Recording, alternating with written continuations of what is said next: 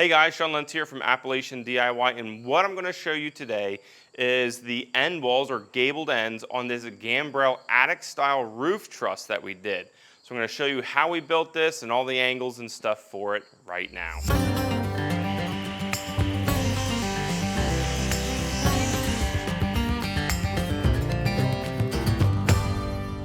All right guys, so I want to go over one of the very first things that I paid a lot of attention to, and that was my window rough opening. So we did something a little bit different here. Instead of making this sill completely flat, what we did is we pitched it down towards the outside. That way, if everything that we do to this thing at the very end of the day and water somehow gets behind here and hits our sill, it's not going to run into our house, it's going to run out. This is the dead last line of defense. It does take a little bit of finagling to get this right. However, I really like this idea just in case anything ever did happen with your flashing, your ceiling on your window. This is still going to help you out with this. So what we did with this sill is we pitched it at 2 degrees over a 2x6. That's roughly a 1/4 inch of pitch over the beginning to the end of it. So it's not very aggressive, however, it's enough to shed that water if we do get it behind. So what we did with that is we started off with our cripples, cutting them on a 2-degree angle, and then just putting our sill right on top of that. And then we matched our cripples, our side jack studs, to that 2-degree angle also to follow this through. That way we get the load carriage for our header as well. All right, so now for our rough opening. Our window measures 28 wide by 43 7/8 high. So what we did is we added a 1/2 inch around all sides. So instead of, so our window's 28, we have 29 inches wide. And instead of, since we're having this sloped, instead of 43 7/8, I just went up to 44, added an inch, so we're 45 high. That 1/8 of an inch is going to give us a little bit of play here. We still have 1/2 inch on either side, but with the slope and stuff, I really wanted to not get myself jammed up. So we measured on the outside for our rough opening, not the inside. Our window comes back, I think, around 2 inches. So it might be a little tighter back here in the back. However, I'm not too worried about it. I really paid attention to our 2 degrees angle and measured everything, triple measured it, and we're really close to getting this in perfectly. So with everything being square and stuff, I think we'll be all right with 1/2 inch gaps on either ends.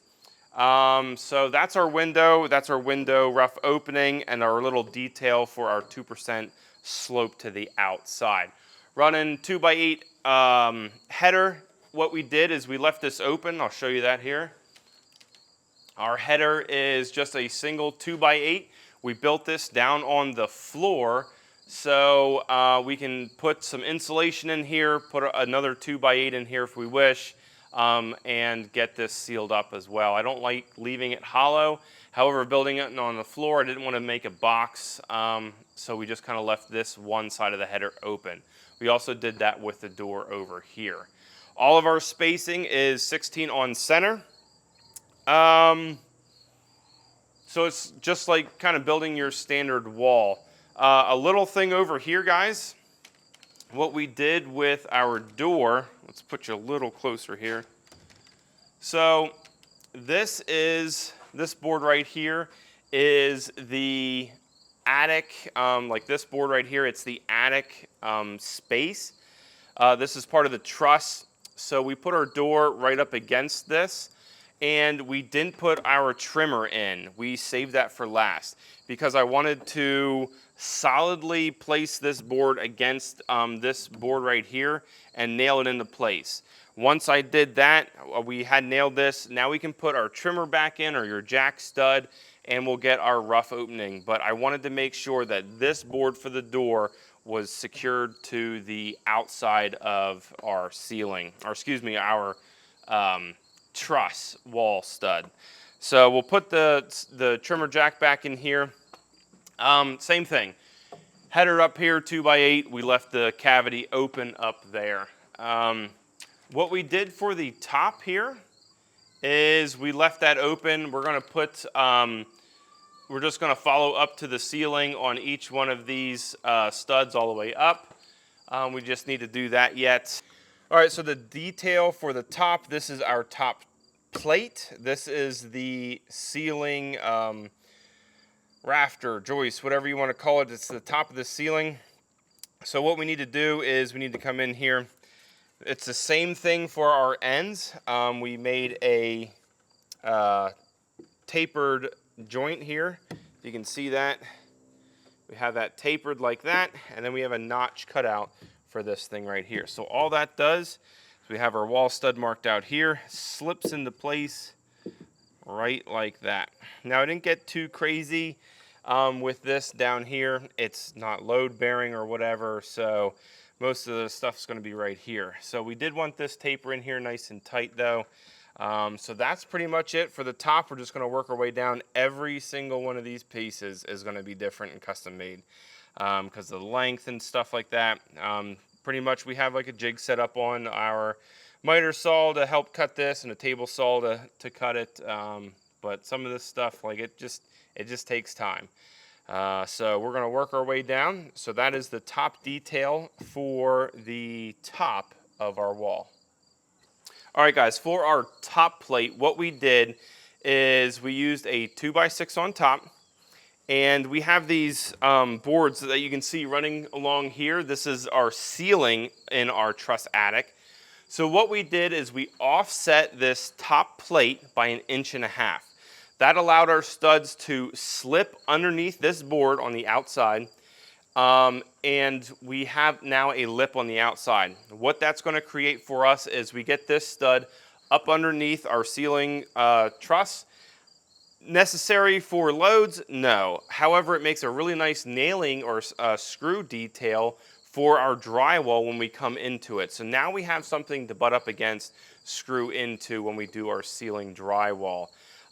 We nailed in the outside into our top plate, so that's going to secure this entire wall along the top as well.